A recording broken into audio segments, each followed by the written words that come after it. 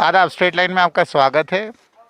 DDC के चुनाव जिस तरीके से पूरे ज़िला डोडा में हो रहे हैं, वो ख़ास तौर पे अब जो एक नई चीज़ उभर के आ रही है, जो अलाइंस पहले कांग्रेस और एनसी में हुआ था कुछ सीटों के ऊपर, वो अब जो है कहीं ना कहीं जो है एनसी और कांग्रेस के बीच में जो लड़ाइयाँ हो रही हैं, ख़ास तौर पे पिछले 4-5 दिनों से देखी जा रही हैं, उसमें लग रहा है कहीं ना कहीं वो अलाइंस नहीं था, वो सिर्फ एक आई वॉश था लोगों के सामने। लेकिन हमारे साथ जो जुड़े हुए हैं अभी, वो एक सरपंच हैं अभी यहाँ पे। इनका क्या कहना है ख़ास तौर पे डीडीसी के चुनाव में, हम इनसे पूछते हैं। आपका नाम? पहले तो मैं आपका शुक्रिया अदा करता हूँ। मेरा नाम फारूक अहमद जरगर है। मैं फारूक जी, सबसे पहले मैं आपसे ये पूछना चाहता हूँ, जब आप सरपंच बने, सरकार ने बहुत सारे वादे ऐसे किए थे कि भाई सरपंचों को इख्तियारात दिए जाएंगे।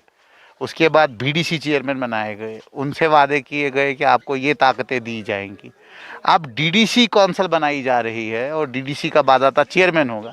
आपको लगता है कि ये वादे जो हैं अब जो हैं, ख़ास तौर पर क्योंकि अब जो है आखिरी पड़ाव है पंचायती राज इंस्टीट्यूशन का, ठीक है, आपको लगता है कि अब वो ताकतें दी जाएंगी जिन ताकतों से जो है लोगों के काम होंगे? पहले तो मैं आपको बताता चलूँ कि पंचायती इलेक्शन करवाए थे। जहाँ यहाँ हमारे जम्मू कश्मीर में यूटी ख़त्म हुई, हमने भी सोचा था हो सकता है कि पंचायतों को पावर मिले, लेकिन बदकिस्मती की वजह से भाजपा की यहाँ जो है वो हालत ख़राब हो गई। यहाँ जो वो अपने पंचायती चुनाव में कूदे थे, यहाँ इनकी हार हो गई। फिर उन्होंने सोचा कि हम क्यों ना ये बीडीसी चुनाव कराएं। जब बीडीसी पे बात आई तो इन्होंने बीडीसी पे चुनाव भी करवाए और साथ में दफ़ा 370 35 ए भी तोड़ दिया। फिर लोगों को उस तरफ गुमराह किया कि लोग उस तरफ लगें ताकि वो डिस्टर्ब रहें उस इलेक्शन में, तो हंगामे ना हो, लोग रास्ते पे ना आएँ, तो हम बीडीसी का इलेक्शन करवाते हैं। खैर करवा दिया बीडीसी का इलेक्शन। उसमें भी भाजपा को यहाँ से मार मिली, उनके जो नुमाइंदे थे वो नहीं आए। ये जो हमारा 1999 एक्ट जो है पंचायती एक्ट, उसके तो इन्होंने भाजपा ने धज्जियाँ उड़ा दी। आप बखूबी हमसे ज़्यादा जानते हैं कि 1999 एक्ट जो बोल रहा है वो बीडीसी के जो चेयरमैन हमने बनाए थे, और उसमें हमारे जो यहाँ के एमपी या एमएलए उन्होंने वोट करने थे तो हमारी डिस्ट्रिक्ट डेवलपमेंट बननी थी। लेकिन वो भी नहीं रहा जब भाजपा ने सोचा कि यहाँ हमारी माल करें, हम लोगों की पॉपुलेशन देखें कि भाजपा की तरफ कितने वोट मिल रहे हैं। मुझे बड़े अफसोस से कहना पड़ता है, अभी आपने बोला कि कांग्रेस या पीडीपी या एनसी अलायंस में थी। कहाँ का अलायंस? कांग्रेस ने तो 1947 से लेकर आज तक लोगों के साथ धोखा किया। ये हम बीज जो उनका बीजा हुआ है, वो लोग हम आज हमारे नौजवान, हमारी माएँ, हमारे बहनें, हमारे बुजुर्ग वो उसको काट रहे हैं। आज आपने देखा, मेरी नोटिस में ये बात आई थी कि कहीं परसों 2 पोस्टें निकली थी उधर कहीं रजौरी में, तो वहाँ एक लड़का राजस्थान का लगा, दूसरा कहीं बिहार का लगा। आप मुझे बताएं, आप हमसे ज़्यादा जानते हैं कि हमारी नौजवानों पे क्या असर पड़ा। हमारे जो यहाँ नौजवान थे ये पहाड़ी के इलाके के हैं, ये रटामार थे। रटामार यानी कि बड़ी मुश्किल से अपनी 12वीं पास करते थे या ग्रेजुएशन करते थे।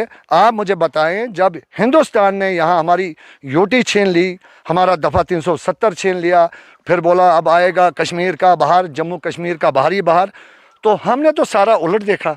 कौन सा बाहर है यहाँ? यहाँ पे एक चीज़ मैं आपको काटना चाहता हूँ। देखिए, कांग्रेस को अगर आप इस कटघरे में डाल रहे हैं, बीजेपी को भी डाल रहे हैं, लेकिन कहीं ना कहीं एनसी ने ही समझौता किया था, शेख अब्दुल्ला साहब ने ही समझौता किया था। उन्होंने ही चीफ मिनिस्टर से, जब ये प्राइम मिनिस्टर से चीफ मिनिस्टर हम पहुँचे, इल्हाक उन्होंने किया था। उसके बाद एनसी ही थी जिन्होंने जो है पूरी सियासत संभाली है 70 सालों से। आज अगर 5 साल में बीजेपी कुछ कर नहीं पाई, तो उसका आप कहीं ना कहीं जो है बीजेपी के ऊपर दाग नहीं लगा सकते। कहीं ना कहीं जो है सियासी कमजोरियां नेशनल कॉन्फ्रेंस में भी थी, और कहीं ना कहीं पीडीपी जितनी भी जमातें रही हैं उनमें कहीं ना कहीं जो है सियासी कमजोरियां थी। मेरा सवाल कुछ और है। मेरा सवाल ये था कि पहले जितनी भी सियासी पार्टियां थी जो कश्मीर बेस्ड हैं, उन्होंने कहा था वो इलेक्शन में नहीं आएंगे। तो डीडीसी इलेक्शन में कहाँ उनको वो चिराग दिखा कि अब जो है 370 वापस आ जाएगा? देखिए, मैं आपको बताऊं, जो आपका कहना है कि भाई वो बाइकाट करने लगे इलेक्शन को, उनकी बाइकाट की वजह से हमें फ़र्क पड़ा। अगर वो बाइकाट नहीं करते, ये मानते हैं आप कि उनका फैसला गलत था उस वक्त? गलत था, क्योंकि आज जो डीडीसी का उन्होंने ये समझौता लिया, खास करके मैं पीडीपी और एनसी को बोलूं, मैं एक फकर से कहता हूं, मैं एक पीडीपी का डिस्ट्रिक्ट वर्कर हूं, लेकिन मैं आपको बताऊं कि हमारे जो ऊपर हाईकमांडों ने फैसला लिया वो उस वक्त तो गलत था। आप मुझे ये बताएं, जब दफ़ा 370 पे बात आई 35A पे, आपने बोला कि दूसरी साइड गए, दफ़ा 370 पे बात आई, 35A पे आई बात, तो कांग्रेसी कहाँ थे? अगर कांग्रेसियों ने यहाँ 70 साल हुकूमत की, तो मुझे बताओ हमारे दफ़े को मजबूत क्यों नहीं किया, हमारे 35 को कमज़ोर क्यों रखा? हमको नहीं लगता है कि महबूबा मुफ्ती जी का भी कहीं ना कहीं रोल रहा है 370 को हटाने में? क्योंकि कहीं ना कहीं अगर वो इल्हाक नहीं करते, बाज़ाब्ता गवर्नमेंट नहीं बीजेपी से बनाते, जिस वक्त मुफ्ती साहब जो है मरहूम गुजर गए, तो उसके बाद शायद 370 बच जाता। मैं आपको बताऊं कि मेरे हिसाब से महबूबा मुफ्ती की उस वक्त मजबूरी थी, क्योंकि वो मुफ्ती साहब की सरकार बनाई हुई थी। और हम इल्ज़ाम जम्मू प्रांत वाले कश्मीर पे क्यों लगा रहे हैं? आप मुझे बताओ ज़रा, हमने 24 सीटें यहाँ से भाजपा को दी। अगर जम्मू प्रांत के उस वक्त पीडीपी छोड़ देती तो हमारी तो यहाँ बिल्कुल साफ हो गया था। यहाँ कहीं ना कहीं ये भी तो लगता है ना कि पिछले जो 70 सालों में काम नहीं हुआ, कांग्रेस ने भी हुकूमत की, एनसी ने भी हुकूमत की, आप ही के लोगों ने जो है वोट डाले, आप ही के लोगों ने सियासत बदली कि भाई नया उम्मीदवार आएगा, नया काम होगा, बिकॉज पीछे शायद उनका काम नहीं हुआ था। लेकिन अब जो उम्मीदवार आया शायद उसने भी अपना मुंह दिखा दिया, उसने शायद काम नहीं किया होगा। लेकिन आप किस तरीके से महबूबा मुफ्ती को एक सेफ हैंड देते हैं, क्योंकि उनके ही वक्त में 370 हटाया गया है और शायद उनको मालूम था। और दूसरी बात, जब डीडीसी इलेक्शन लाएगा, जैसे आपने कहा, जो हवाला आपने दिया बलवंत राय मेहता कमेटी का, उसमें यह था कि डीडीसी कौंसिल जब बनाई जाती, बीडीसी के लोग जो है चुनाव करते हैं, बाकायदा इलेक्ट करते हैं। लेकिन डीडीसी के चुनाव में यह बदलाव शायद इसलिए लाया गया कि लोग घरों से बाहर आए। जो पीडीपी और एनसी का हालत, लोगों ने खासतौर पर लोगों का विश्वास वहाँ से उठ गया था, जो हमारी रिपोर्ट है कि उठ गया था, उनको बाहर लाने के लिए ये जो है सारा इलेक्शन किया जा रहा है। आपको लगता नहीं है ऐसा है?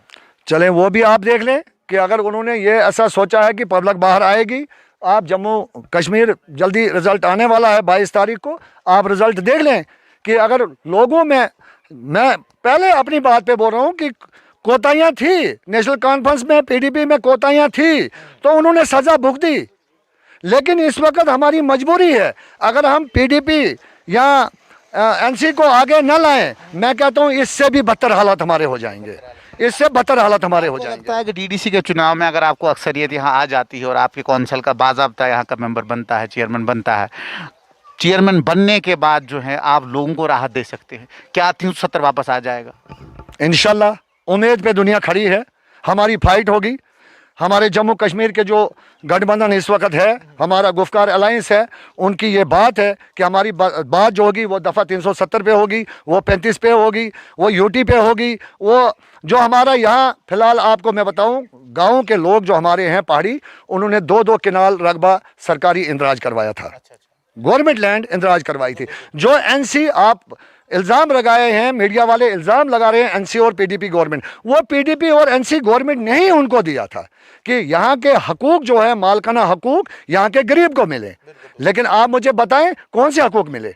आज भाजपा ने 35,000 रुपया किनाल फिक्स करके रेट रखा है सेंट्रल गवर्नमेंट के लिए कि कोई भी बाहर का आए और 35,000 रुपया किनाल वो यहाँ से ज़मीन हमारी ले जाए। हमारे गुजरों के कोठे इस वक्त तोड़े जा रहे हैं, हमारे बकरवालों के कोठे तोड़े जा रहे हैं। हमारी गरीब आवाम को जो 2-2 किनाल रकबा यहाँ था उसको वहाँ से छीन लिया। वो रोशनी एक्ट इंतकाल जितने भी हुए थे, हालांकि उनने लेवी भरी थी, उन्होंने मुताबिक गवर्नमेंट के शेड्यूल जो आए थे उन्होंने एक लेवी भरी थी, उस लेवी को भी रिजेक्ट करते हुए इस वक्त उसको ख़त्म कर दिया। आप मुझे बताएं, आप सारा इल्ज़ाम हम पे कैसे लगा सकते हैं? वो आप ज़रा भाजपा को पूछें, अपने भाजपा को पूछें ज़रा, वो जो हमारे हैं इधर खड़पेंच, वो ज़रा इस चीज़ को देखें कि हमारी हालात इस वक्त जम्मू कश्मीर की जो की, तो उसका जिम्मेवार कौन है? देखिए, मेरी भाजपा नहीं है, मैं आपको एक सवाल सिर्फ प्रश्न पूछ रहा हूँ। सवाल ये है कि मिसाल के तौर पर देखिए, दोष 5 साल में नहीं दिया जा सकता है, दोष 70 साल में दिया जा सकता है। 70 साल में 370 को मजबूत नहीं, कमज़ोर कर दिया गया। किसने किया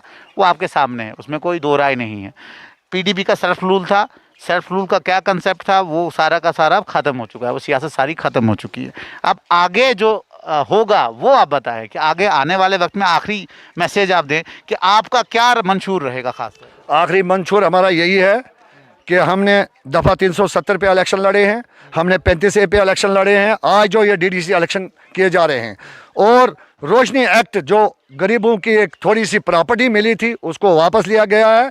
अगर हमारी जम्मू कश्मीर में इस पे ज़्यादा लोगों ने तवज्जो दिया, अगर हमारी ज़्यादा सीटें आई तो इंशाअल्लाह ताला नेशनल कॉन्फ्रेंस PDP जो भी हैं गुफ्कार अलायंस के लोग, उस पर हमारी फाइट होगी। और मैं तमाम इस वक्त गुफ्कार के अलायंस की तरफ से एक मैसेज लोगों को देना चाहता हूं कि अगर जहां PDP का कैंडिडेट खड़ा है उसको वोट करें, या हमने एक नेशनल कॉन्फ्रेंस का कैंडिडेट कमलेशा देवी जो हमारी रिवाला पंचायत से है, बाला बलाक की है, तो हम चाहते हैं कि उसको वोट करें ताकि हम कल लोगों में फिर आएँ और लोगों के मसले मसाइल जो हैं छोटे बड़े, क्योंकि DDC इतनी बड़ी पावर नहीं है उनके पास, लेकिन इलाका मतलब खास करके देहात का इलाके का जो DDC बनने जा रही है, तो इसमें इंशाल्लाह जैसे हम आज हर पंचायत में जा रहे हैं तो अपने DDC कैंडिडेट को हर जगह लेंगे साथ, और उनके जो भी छोटे मोटे मसाइल होंगे इंशाल्लाह उनको हम पूरा करेंगे। तो ये सारा का सारा जो अभी चुनाव लड़ा जा रहा है ये सिर्फ और सिर्फ 370-35 है, और जो डेवलपमेंटल इश्यूज़ हैं जो इनने बात भी करी कि उन इश्यूज़ को लेके जो है चुनाव लड़ा जा रहा है। आगे तो 22 तारीख को इलेक्शन के रिजल्ट आएंगे, हमें पता लग जाएगा कौन जीतेगा कौन हारेगा। तब तक दीजिए इजाज़त, जुड़ते रहें स्ट्रेट लाइन।